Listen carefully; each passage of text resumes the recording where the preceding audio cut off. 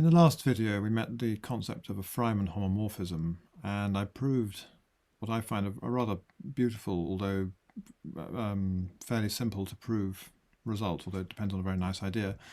The Ruzsa embedding lemma for fp to the n, which roughly speaking says that if you've got a subset of fp to the capital N, where capital N might be very large, that has a small sum set, then you can embed it Freiman isomorphically into fp to the little n, where the size of that the size of that group fp to the little n is not that much bigger than the size of the set itself that you're embedding. And we'll see later on why that's something. I mean, it's a nice fact on its own, but we'll see later on that it actually has very, very important, interesting consequences about consequences for the structure of sets with small sum set. That's what we're sort of building up to with quite a lot of these results. But today I want to prove an analog of that result for subsets of Z, where it's quite a lot trickier, but the proof is due to Imre Ruzsa, and it's very typical of his sorts of arguments. He sort of does things that eventually, when you think about them hard enough, they come to seem natural, but they seem sort of quite miraculous at first. So I just seem to have failed to plug something in. Let me just quickly do that. Good. So what does the lemma say? It says that if A is a subset of Z and the size of A, size of, let's say K is a positive integer, and the size of Ka minus Ka is less than or equal to C times the size of A. So I suppose I ought to specify, since I've specified what K is, I'll specify that C is some real number. Then there exists A dashed, a subset of A, such that size of A dashed is at least the size of A over K, such that A dashed is k-isomorphic, that is Freiman isomorphic of order K, to a subset of Z over NZ with N a prime between C times A and I think I need yes, and 2C times the size of A. By the way, I shall be making use of a result from number theory that says that there exists a prime between these two numbers. That's Bertrand's postulate that between any x and 2x you can find a prime. It's not a trivial result, but you don't need anything like the strength of the prime number theorem. It can be proved by elementary means. But I'm not going to prove it in this course. And so actually the way the proof is going to work is going to say as long as you've got a prime that's bigger than C times the size of A, you're okay. And there is a prime between C times the size of A and 2C times the size of A, so there you get the result. So the slight difference between this and the proof in the fp to the n case is that we have to do this passing into a subset. Actually, it is known, thanks to a result of Ben Green and Imre Ruzsa, that you don't in fact have to pass to a subset, but then the proof becomes a little bit more complicated. So I'm going to do this original argument of Ruzsa where you do pass to a subset, which for most applications is all you need. So I'm going to define the map that's going to be, so remember in the fp to the n case we did it by defining the map first, and we defined a random quotient map. So I'm going to define something that looks a little bit like a random quotient map, but in a rather bizarre sense. So first of all, let's forget about A and let's just consider oh, actually, before I start, it's convenient to say, so A is a finite set, of course, so otherwise this doesn't even make sense. But let's just, since translation, I hadn't actually stated this as one of the basic facts, by which I mean the map sort of send everything to itself plus x. So since translation is a Freiman isomorphism of order k for all k, as I better call it, or r for all r, so I don't mix up my dummy variables and my free variables. So for all r, we may assume that, actually I didn't, which I hadn't said r, to make it a capital R, because I want to use little r very soon. We may assume that A is a subset of, let's go for 0, 1, 2, and so on. So the non-negative integers. Or if you come from some countries, you'd call those the positive integers, but or they'd call it n, but I call it the non-negative integers. What was I going to say? So we've got that, and I want to let's pick, let P be a prime bigger than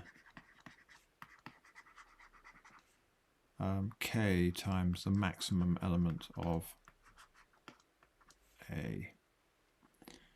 And now I'm going to define my map that will eventually allow us to pass to a subset of A such that the map restricted to that subset is a k-isomorphism. But first we'll ignore A and we'll say that we'll map Z to Z over PZ. And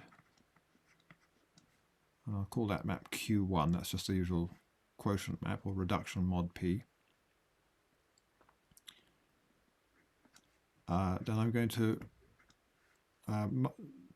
apply a map which I'm calling mu R, which just means multiplying by R. And I'll just say a little bit more about R in just a moment. And then I'm going to do something that's a little bit unpleasant, but sort of necessary, which is to take elements of Z over PZ and just think of them as numbers 0 up to P minus 1. So that I've written iota for sort of the inclusion map from here to here, which is a horrible way of thinking of it, because this isn't a subset of this, it's a completely different type of object. But if I take everything here and send it to its least residue, then I end up with an element of Z. In fact, I end up with an element of the set 0, 1 up to P minus 1. And finally, I will reduce mod n. And I'll call that map there Q2. So reduction mod n will be, and in what sense is that a random quotient? Well, you can think of Q2 as a sort of quotient map. And what makes it random is that we're going to be multiplying things by a random R. So we'll sort of scramble stuff first, and then we'll reduce mod n. But we can't reduce mod n if it's sitting inside Z over PZ. So we'll sort of have to stick it into Z first of all, in this slightly unnatural way. And it's because of this unnaturalness that we're going to find ourselves forced to pass to a subset. So let me just write a bit of that down. So where Q1 is reduction mod n, reduction mod P, mu R is multiplication by a random non-zero R in Z mod P. I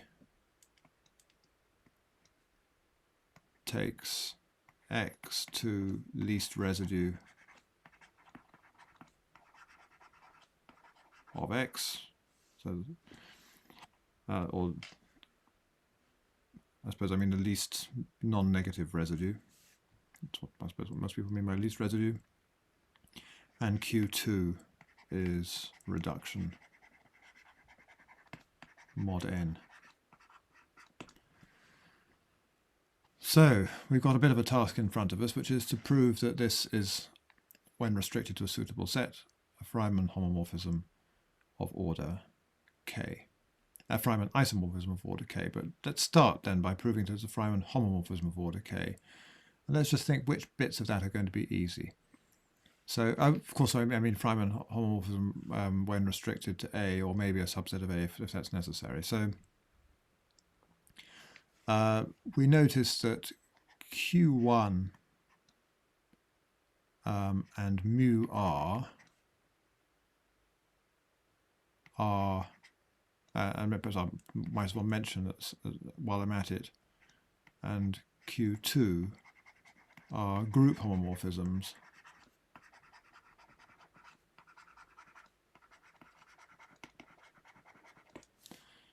So to show that the composition Q2 iota mu r Q1 is a k homomorphism, it's a homomorphism of order k, Freiman homomorphism of order k, basically we just have to worry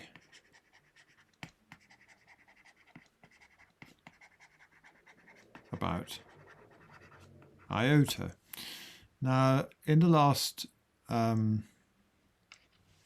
video, I proved a lemma that says that if you've got a set of diameter at most, I'll state it in the case of P, if you've got a set of diameter at most P over K inside Z, and then you just reduce mod P, that will be a Freiman homomorphism. I mean, the reduction mod P will be a Freiman homomorphism, or Freiman isomorphism, I beg your pardon, from that set to its image mod P. So, in particular, its inverse will be a Freiman homomorphism. So, what we're going to do now is we'll sort of say split Z over PZ into k intervals. When I say k intervals, I mean I'm going to think of this. Perhaps I'll do it the other way. What I'll say is this: rather than sort of saying pretend that such and such, let's actually split the set 0, 1 up to p minus 1 into k intervals. I'll call them J1 up to JK of diameter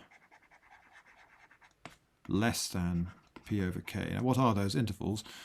They are just simply, I take the real interval 0 up to P minus 1, say the closed interval from 0 up to P minus 1, and I divide that up into P over K intervals of length, into K intervals of length exactly P over K. And because P is a prime, you can't have both endpoints belonging to one of those intervals, and therefore, if you just take the intersections of those real intervals with the integers from 0 up to P minus 1, you get K. So these are, when I call these intervals, I'm saying intervals of integers, but they will all have diameter strictly less than P over K. And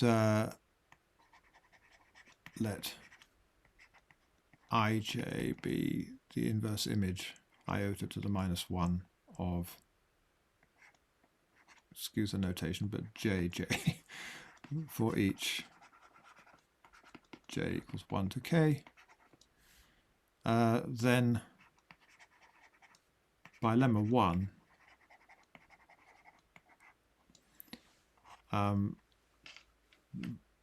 the map from so by lemma 1, iota restricted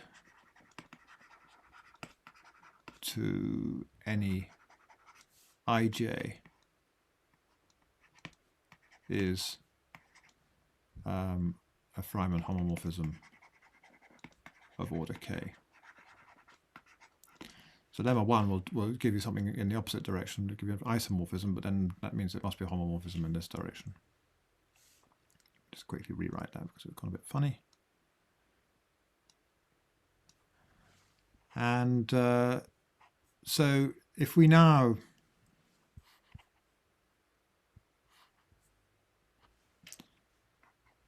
if we let aj be the set of, perhaps I'll say aj, and I'll put a little r up there because it depends on r as well. It's good to keep track of that. So it's the set of a in a such that, so let's quickly go back to where all these maps are. So we're going to look at a and apply these maps to a. So when we apply q1 and then mu r, we end up inside ij. So it'll be the set of a and a such that, sorry, got to look again. Mu r q1 a belongs to ij. And actually, just that looks slightly strange, but remember mu r was just multiplication by r. So note, just for the record, that mu r q1a equals ra mod p. Because going back to here, if I first reduce mod p and then multiply by r, that's the same as, well, it's sort of basically the same as multiplying by r, regarding r as an element of z in an unpleasant way and reducing mod p. So it'd be the same as choosing a random element of the set 1 up to p minus 1 and reducing mod p. Okay, so AJR is a set of things that when you reduce mod p and multiply by r, you land up inside ij. And so therefore, because all the other things were group homomorphisms, perhaps I haven't said this yet, but let phi be the composition of all these maps. So it's, you do, you reduce mod p, multiply by r, think of it as an element of z, and then reduce mod n. Then phi is, we've just shown, phi restricted to any AJR is a k homomorphism.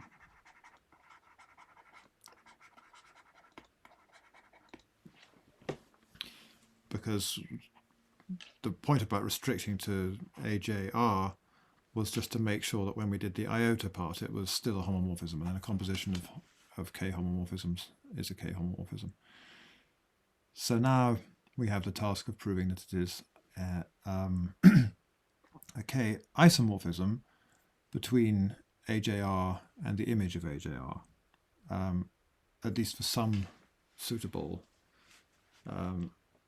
AJR, so, or some suitable R. So we now want to show, actually not want to, it's not completely obvious, the statement I'm about to claim is what we would need to do, but so we shall now show, and later on you'll see why it's important to do this, we shall now show that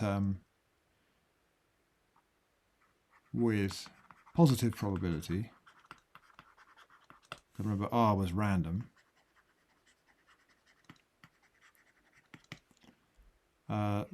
the restriction of phi to every AJR is a k isomorphism. Perhaps I'll just say in advance why I want to do that. Once we've done that, we can then say, all right, let's just pick the biggest AJR. Let's sort of pick an R such that the restriction is to every AJR is a k-isomorphism. Pick the biggest one of these. And since we've just partitioned A into k sets, then at least one of those will have size A over k by the pigeonhole principle. So that's what's going to happen. So once we've proved this statement here, we will be done. But for fixed R,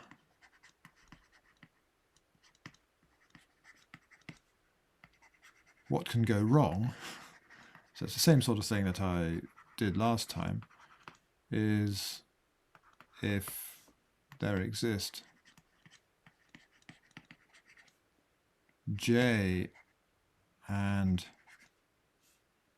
A1 up to AK, B1 up to BK, all belonging to AJR, such that A1 plus AK does not equal B1 plus up to BK, but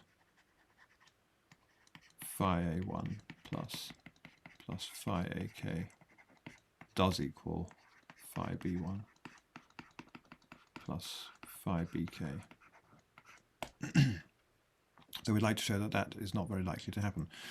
So let's just fix, for the time being, also A1 up to AK and B1 up to BK, and think about what the probability is that that particular choice, or let's say such that A1 plus AK does not equal B1 plus BK, and let's just think about that. So our first observation is that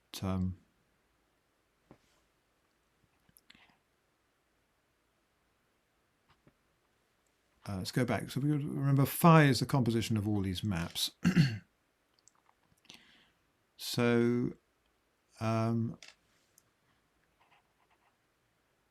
let's just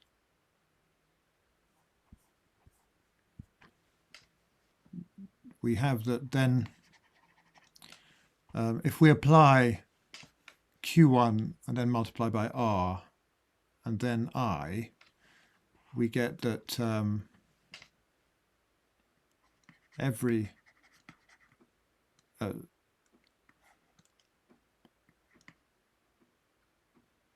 for every I, we have that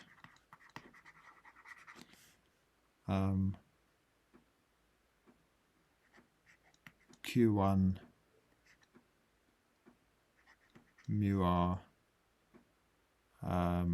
iota applied to AI belongs to the interval J.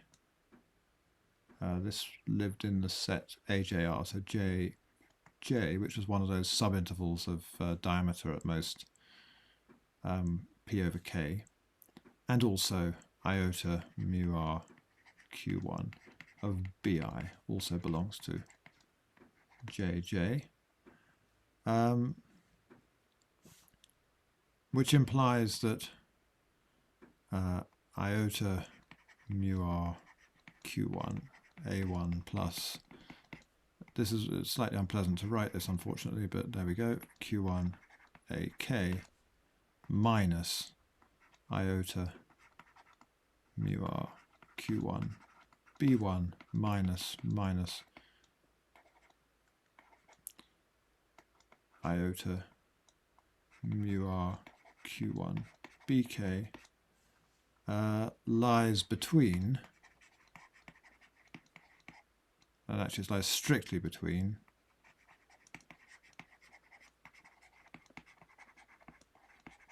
minus P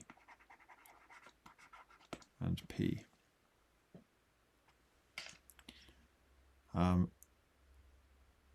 Also, since A1 plus, let's just think a little bit about when we applied mu R and Q1, those were I didn't actually, there's something I forgot to say. In fact, I forgot to mention that Q1, we chose P to be large enough to ensure that Q1 wasn't just a homomorphism, but also an isomorphism. So let me just add that Q1 restricted to A is an isomorphism, there's a k-isomorphism.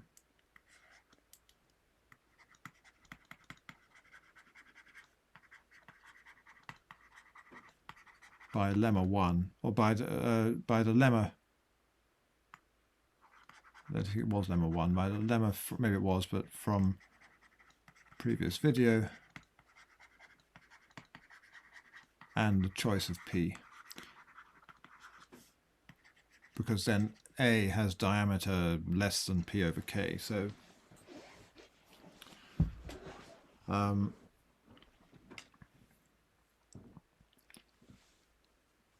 so that means that if A1 plus AK does not equal B1 plus BK, then that's also true mod P. So we get that because the first map was an isomorphism. Basically, we chose P to be large enough that if that wasn't true for elements of A, it's not going to become true when you reduce mod P, because we made P very large. Then when we apply mu r, that's also still going to remain the case, because multiplying by r is not going to make a non-zero element into 0. And so we get that iota of this thing lies strictly between minus p and p, but it's also not 0 mod p. So the only way it could have been 0 mod p would have been if it had been 0. So let's just give a name to that so I don't have to write it again. Let's call that t or something. So t does not equal 0.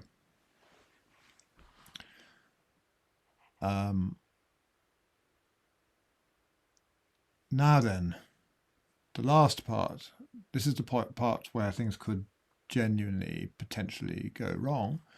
So we've got some element here, which is this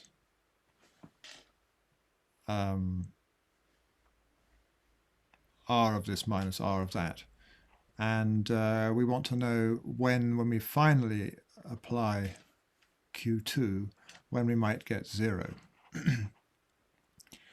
And that will happen if the final thing that we get is a multiple of n. So what we've ended up saying, so finally, all that can go wrong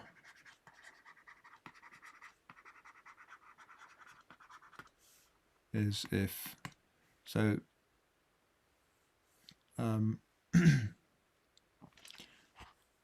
when we apply Q2, we get something that's 0. So but before we apply Q2, we have a multiple of n. So if t is a multiple of n,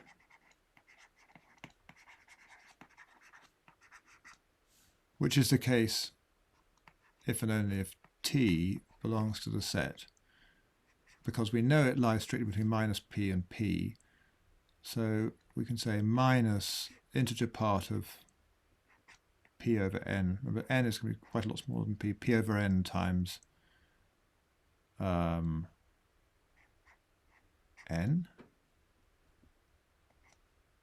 all the way up to minus 2n, n, then we miss out 0 because it can't be 0, so that's minus n, sorry, n, 2n, all the way up to p over n. And those are the only multiples of n that are available to us in the interval from minus p up to p that are non-zero. And that's true if and only if before I applied T, so before I applied iota, so I've just got Q1 mu r. So I'm going to write, so what happens before I apply iota? I just have, because mu r and Q1 are isomorphism, I can just say that's true if and only if mu r Q1 of A1 plus AK minus B1 minus BK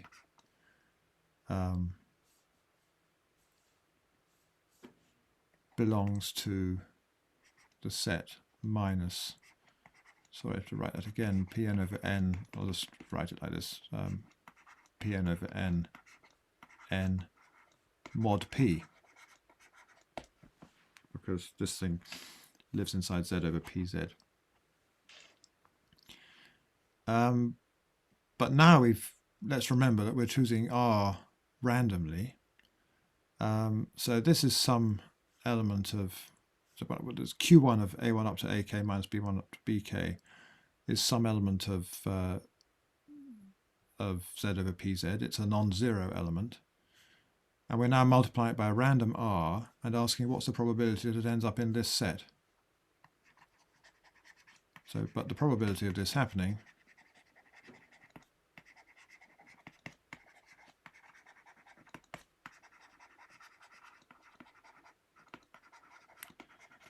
is precisely the number of these things, which is 2 P over n,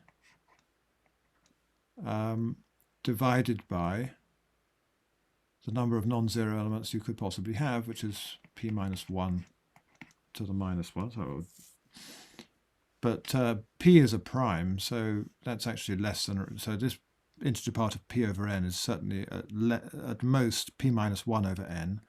So that cancels out with this P minus 1. So we get less than or equal to 2 over n. And we're almost done now.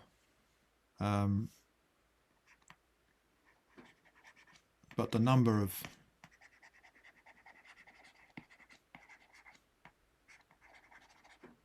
possibilities for A1 plus AK. So a number of things where anything could go wrong at all is Ka minus Ka less than or equal to C times the size of A. Well, it's less than that because I'm only considering the non-zero ones. So perhaps you could say it's that minus 1 or something like that. But so the probability of anything going wrong, probability that phi is not a K homomorphism for some A Rj is less than or equal to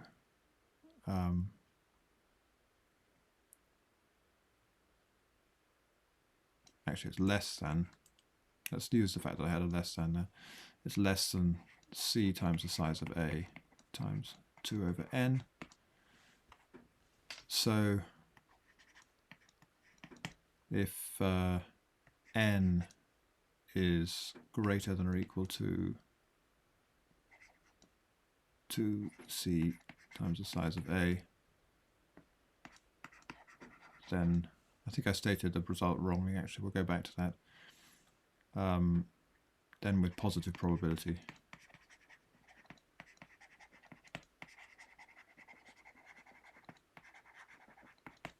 phi is a K homomorphism.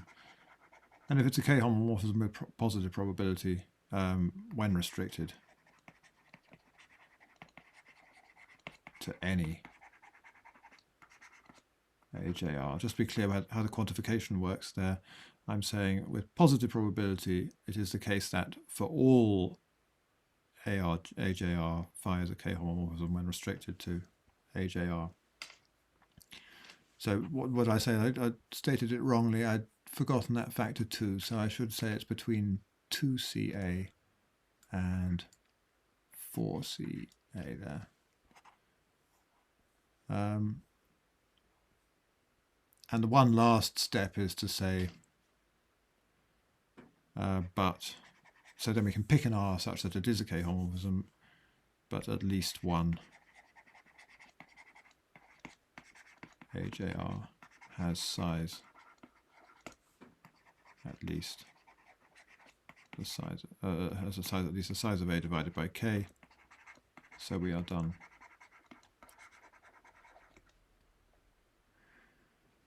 I always find that a slightly tricky result to lecture.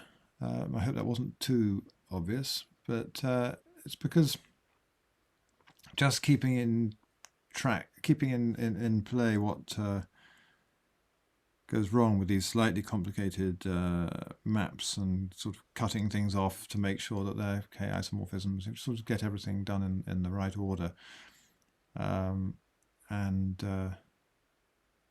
So it's nothing like as clean. And I haven't found a way of making, it probably might be possible to make it a bit cleaner, but it's not possible to make it, I think, as clean as the finite fields argument. So that's why I wanted to show the finite fields argument first. So the finite fields argument gives you somehow the flavor of the proof, and then this one gives a slightly more complicated proof where you have to get into the details. But I suppose it's one of those things, once you've seen it proved, you can then sort of forget all about the pain that you went through and just happily use the result. And that's slightly the attitude we'll take later on in this course. And it is a very useful result. So I shall stop there for now, and later on we'll see why, as I said, why that's such a useful thing to know.